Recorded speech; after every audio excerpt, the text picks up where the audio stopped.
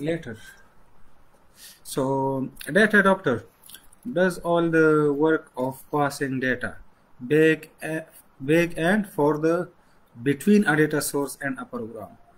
Data adapter, as it is covered from this line, that it passes data from the interface or from the data set to the data source, and it works between the data source and the data set user interface.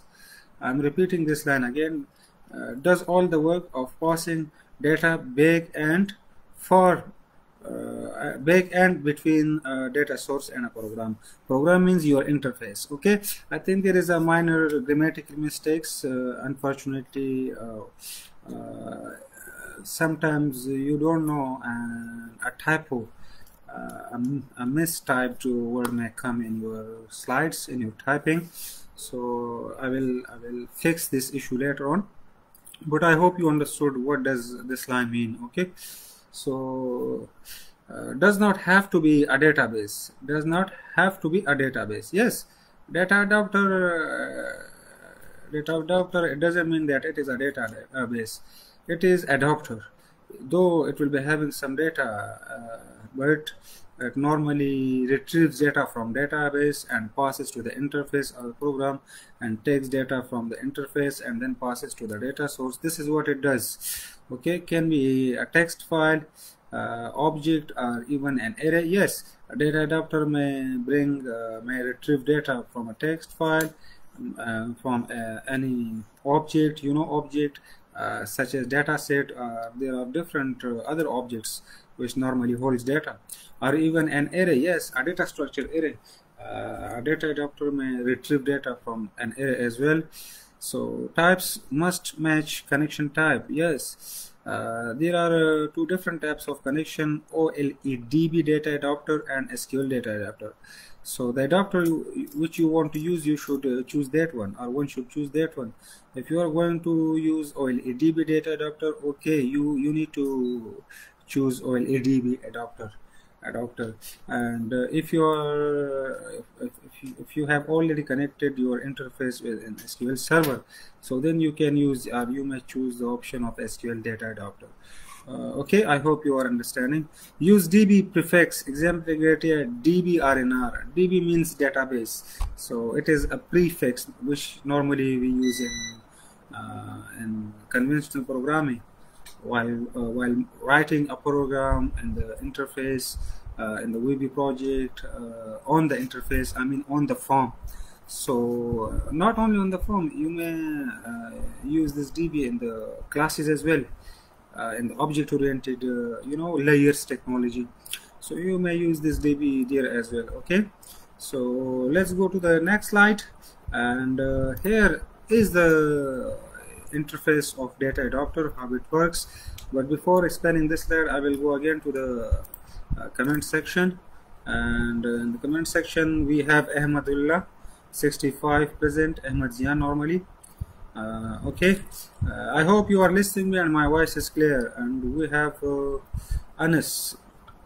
Okay, so let's go back to the class. Okay, so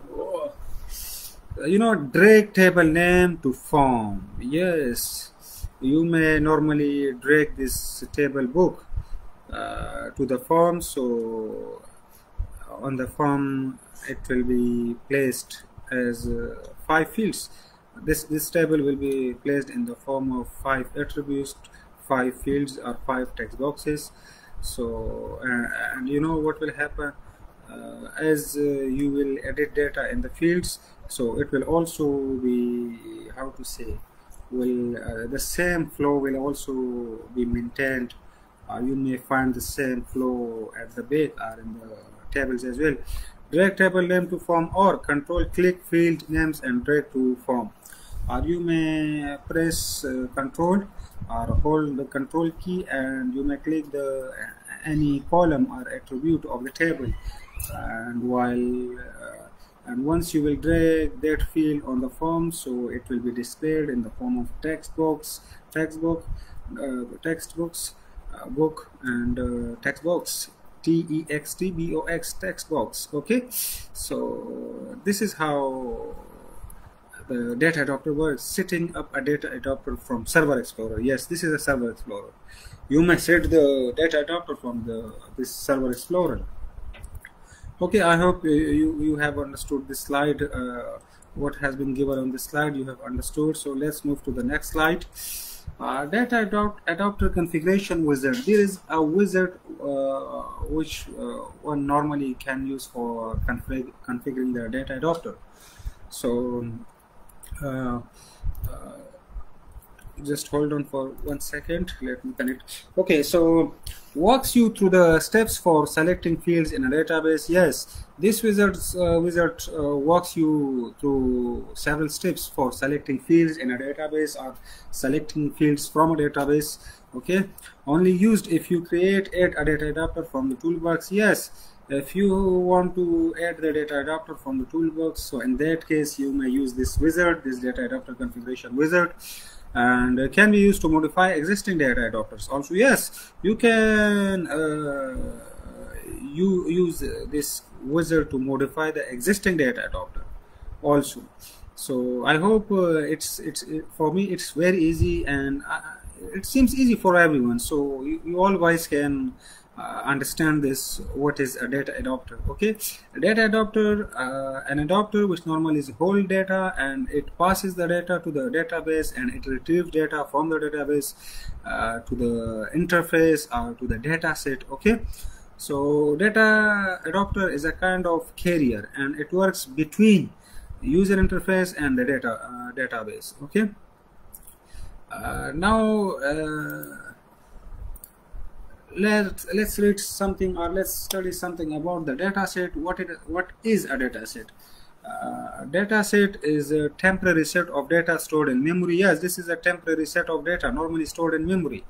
So the data normally the dataset holds retrieved from database. Okay, in ADO.NET, active data object.network datasets are disconnected. In ADO.NET, datasets are disconnected. The copy of data kept in memory does not keep an active connection to the data source. Yes, this is right. Normally, dataset is not. In some cases, in rare cases, you may use such a technique in which you can keep a dataset in active connection with the data source, but most often it is a kind of disconnected data sets, and it copies it holds the copied data in memory, and it does not keep an active connection to the data source. This is what this is how dataset works. Dataset may contain multiple tables and relationships. Yes, in a dataset, one may have a data normally retrieved from different tables and from different relationships. Okay, so what is a dataset? As its name suggests, it is a set of data normally stored in memory, and it does not have an active connection with most often. I will use the word most often. It does not have an active connection with the data source. It contains data normally retrieved from different tables and relationships. So this is what it's all about, dataset. Okay, so let's go to the next slide, but before expanding the next slide, let me go for a while to the comment section so that I can observe who is here with me and who is not. So Wasim, Ahmad Zia, yes sir, okay. So Suleiman Sahil also came. Okay, I hope you are understanding what I'm saying and what I'm explaining. If there is any question, so you may write it in the comment section. Okay, defining a data set. I think if I still remember, Mujahid, he did a project something similar to this data set. I mean, he developed a project in which he imported or retrieved some data from the database. And definitely there was a connection from his interface to the database. So we have already covered a mini project similar to this concept of retrieving data from database. are accessing database files. So we have already covered a mini project in our class when the universities were used to be opened. So but still, I'm inserting the snapshots from Visual Basic.net, and you may understand it's not that much difficult. Still, you may find it partially practical. Okay, defining a dataset. Drag dataset control from the toolbox to form. How you may define a dataset. This is how you can drag a dataset control from the toolbox on the form or to the form. Select data menu, and then you can select data menu and then generate dataset. Okay. Then what further you can do? Right click on data adapter, and we have all of the data properties here. Dataset, OLEDB data adapter, OLEDB data connection, OLEDB command, SQL data adapter for SQL users. Okay, SQL connection, SQL command, data view, and this data view grid, you may normally view the data. Okay, so select data menu, generate data sets. Okay, you may select the data menu, then you may generate the data set, then right click on the data adapter and select generate data set. In all cases, you see the generate data set dialog box, and this is a generate data set. So this is how you will see this dialog on the screen. It is normally called generate dataset dialog. So name dataset with DS. Normally we write a pre-naming convention DS. DS books. So book is the name of table. DS is the dataset in which normally data will be retrieved from book table.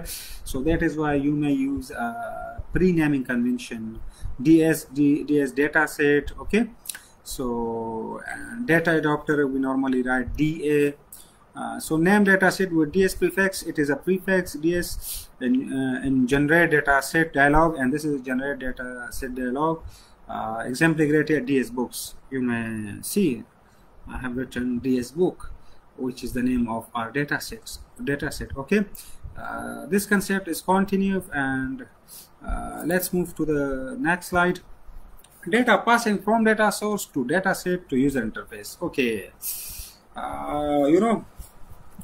here this is our data source, means database, and this is our interface presentation tier.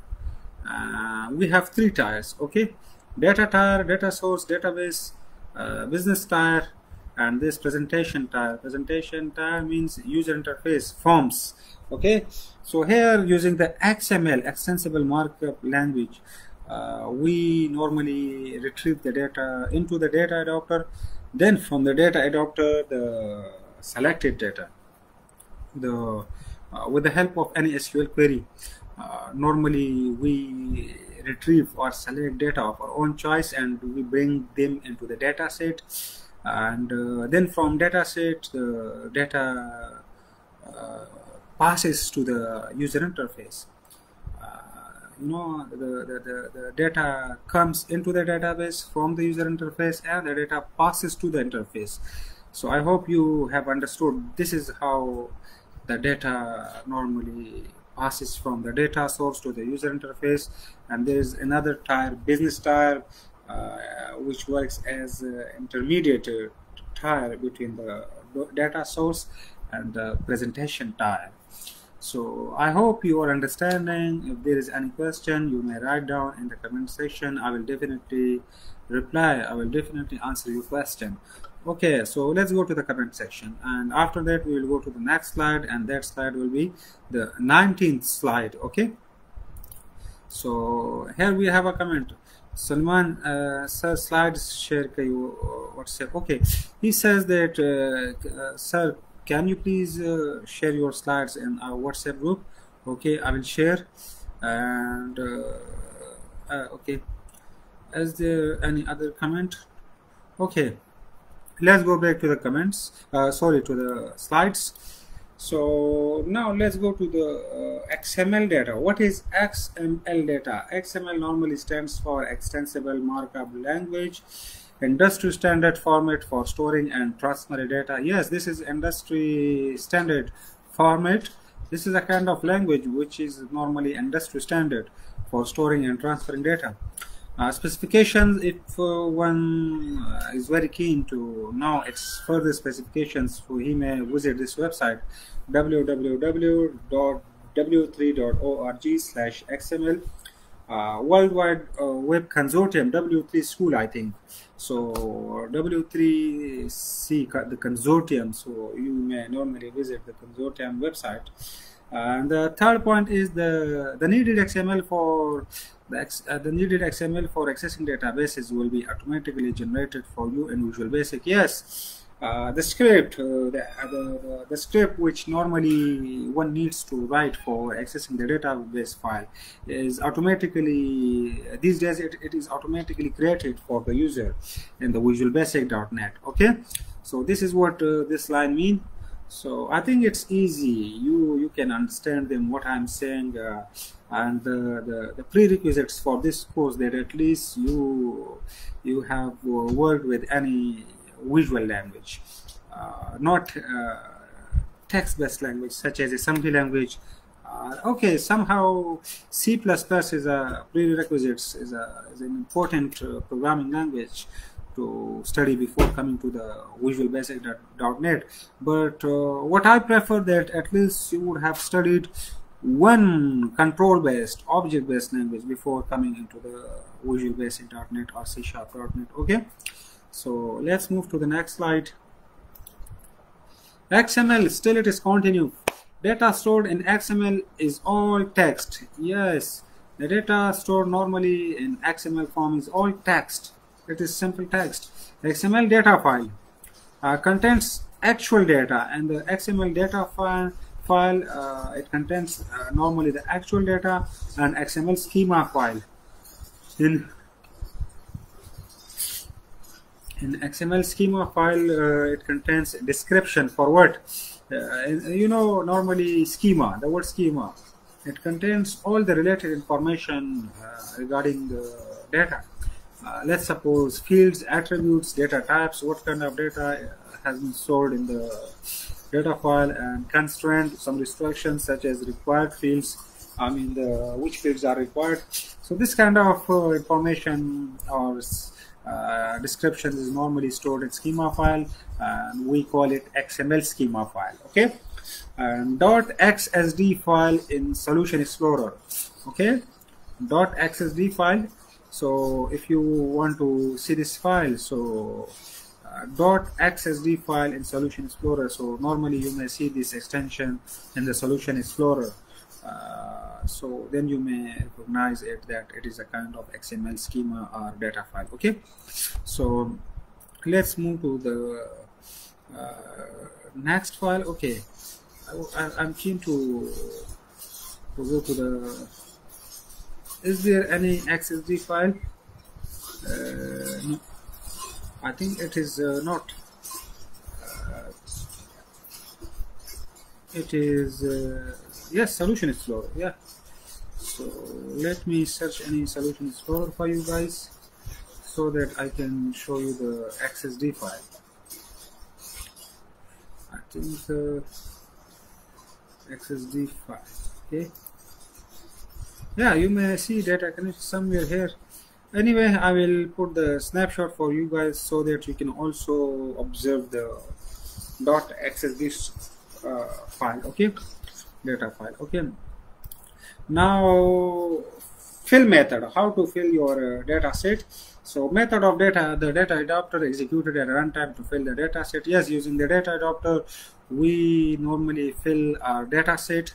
So this method is called filling the data set, or fill method, usually coded in form load. Yes, there is an event, load event, and it belongs to form, or it normally this event is available for form, Windows form. So in the Windows form load event or page load for web projects, you can execute this code of the data adapter for filling the data set. Journal form, normally we write it like this: data adapter name dot fill data set name. Okay, so what was our data set? Our data set was ds book, so normally here you may write ds book. So example, you see dbrnr dot fill ds book. So dbrnr works here as a data adapter. Okay, and fill, what to fill? ds book. So and this is the name of the data set, so it will fill the ds book data set. Okay, so creating bound controls. Okay, how to create bounded controls or bound controls. Data grid. Okay, so data grid is a kind of bounded control normally used for displaying the data. And Windows form, set properties of the controls. In Windows forms we can set the properties of control. Use fill method. Okay, so we can use the fill method. Example, grid control, data grid, new control in VB.NET. Yeah, but this day now in 2020 it you may say that it is old because it was introduced somewhere 15 years before in the early versions of Visual Basic or Visual Studio. New control in VB.NET displays database records as table. Yes, displays database records as table. Steps: set up, add connection. First you need to set up a connection, then using the data adapter you may fill the data set, and then you can assign the data set to the data grid. Add data grid control from the toolbox. Yes, you may easily add this control from the toolbox, and you may name it dbg. DB means database, DB database grid. Okay, DBG data grid or database grid, and its prefix. Okay, so we normally I write it is DG something. I give the same name to the data grid which I have already given to the data set. So this is how you can name your data grid as well, because normally you assign the data set to the data grid. Okay, so by using easy naming convention it becomes easy for you to understand or read your code later on.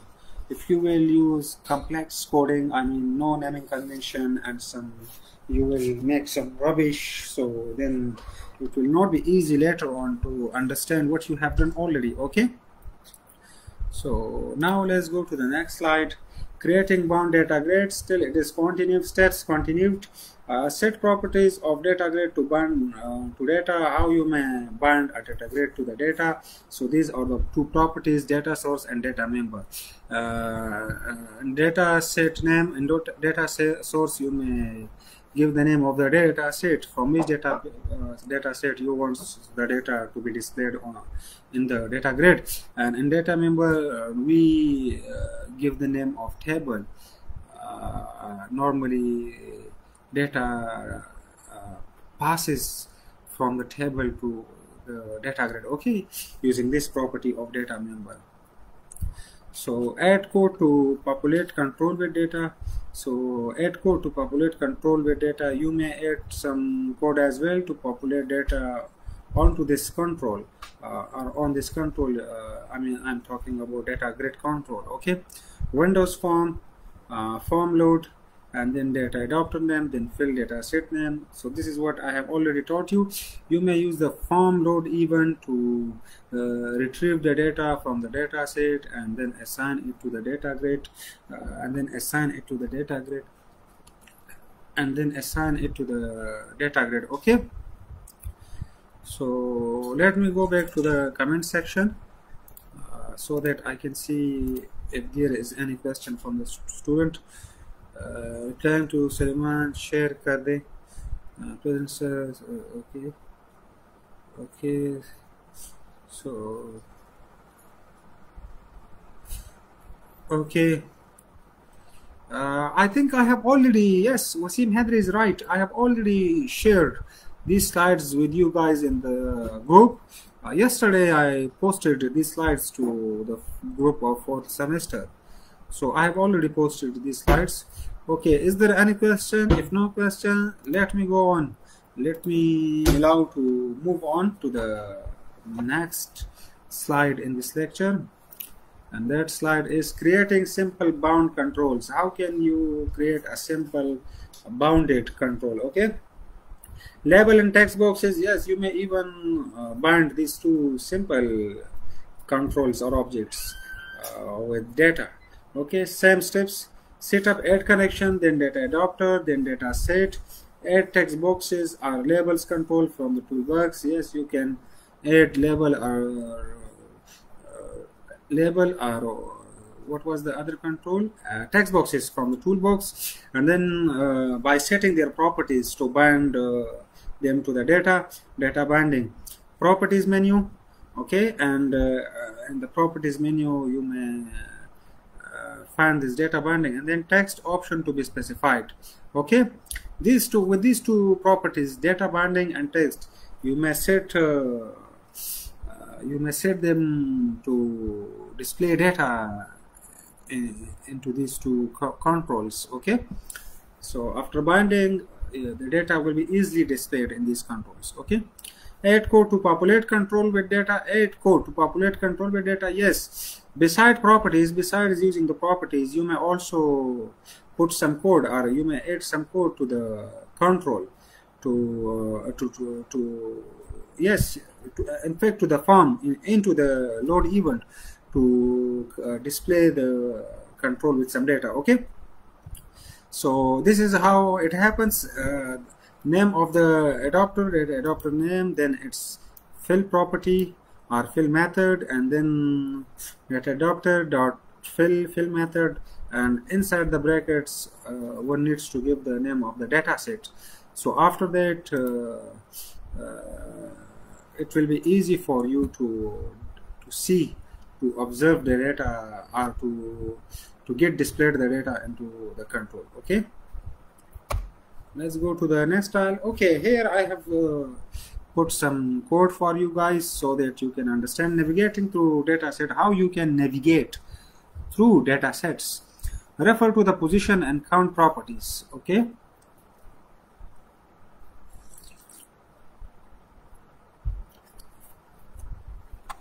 referring to the position and count properties of the Windows forms binding context. Okay, what does it mean? Me means form or the control. Okay, you can use it for some controls, particularly for me. Binding context, and binding context means here is the name of the dataset, DS book, comma books dot. So this data set has been filled from books, and then dot position plus equal to 1. It means move to the next record. This line means this is how you can move to the next record in the control, in the displayed control. Okay, the control in which you are normally displaying the data. How to move to the previous record? Me dot binding context. This is the data set, and then books dot position minus equal to 1. Okay. How to move to the first record? How to move to the first record in the data set, the very first record. So this is how you can go. Make its position 0, and the line will remain the same. For the previous record, -1. For the next record, +1. For the first record, 0. Move to the last record, and the very last record in the data set. So you can do like this with me dot binding context ds customer, then from customer dot position is equal to dot count -1. Okay, it means count all the number of records in that data set, and then -1, so it will take you to the last record in the data set.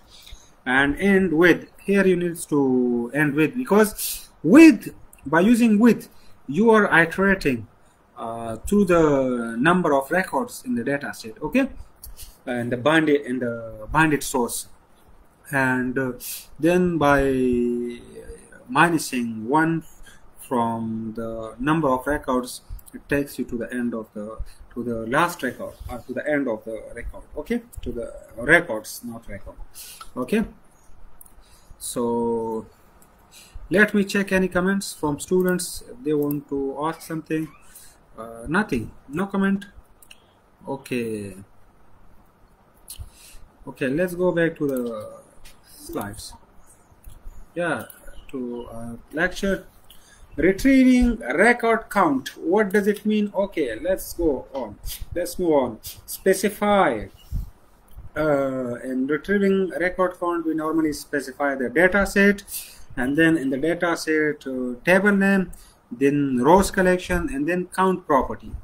So count is normally used to count the number of records. Okay, int record count, this is a variable.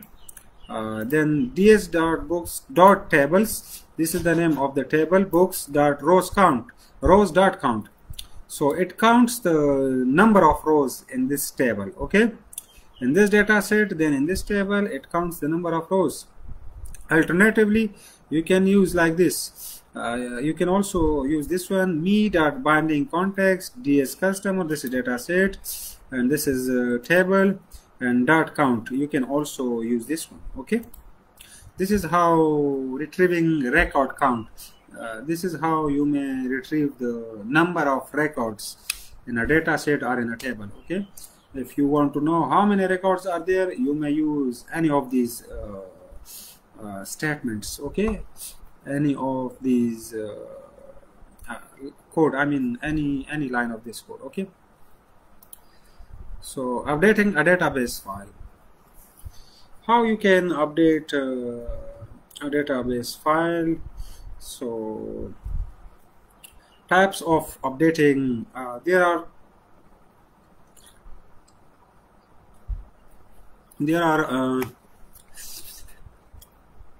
three types of updating the database files. Modifying existing record, there are some existing record in the table and you want to modify them. You want to add a new record, or you want to delete a record. So must display the dataset in bound controls that can be used for input no labels. Okay, yes, labels are not required, then it will be difficult for you to delete or add any record in the control. Okay, it means that, let's suppose we can talk about the data grid. So from the user interface on the form inside the data grid, you can add records, and from the same place you can remove, you can delete records. So this is only possible if the data grid is bounded with the data source. Okay, you must write code to actually update the database, and one must write the code to actually update the database. Without writing the code, it's not possible. Yes, in one way it is possible to use the wizard, to use the properties. From there it's possible, but the most I would prefer to do this task, or to achieve this task, by writing the code. As by writing the code this way, as per my knowledge, as per my experience, it is a strong way, it is a good way to achieve things by using their code, or by using a code for achieving their task. Okay, so let's go to the next slide. Typical form. Okay, typical form for updating. Okay, here we have a text box along with its label. Label is author, so author is Beckfred. Then ISBN. ISBN is the international standard book number for any book. And then title, 89 years in a sand trap. Okay, this is the title of the book. Okay, so by using this button you can add a record. By using this button you may edit the existing record, and by editing existing record you can edit or modify the existing record by clicking the edit button.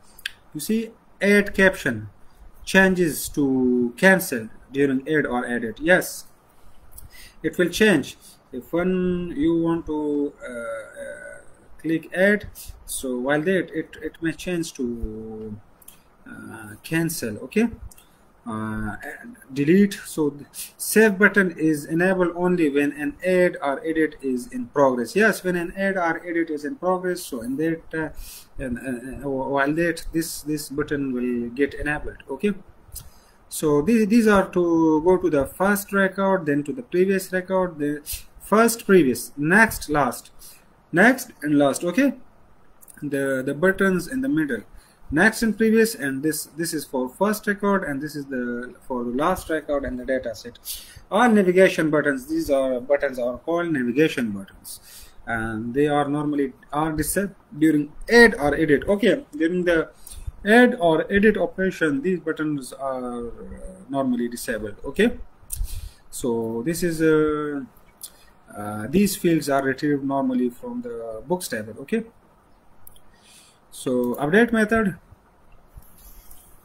method of data adapter used to write changes to the database. Yes, with the help of or by using the data adapter, you can update the changes to the database. Okay, its general form is something like this: data adapter name dot update, then data set, and then table.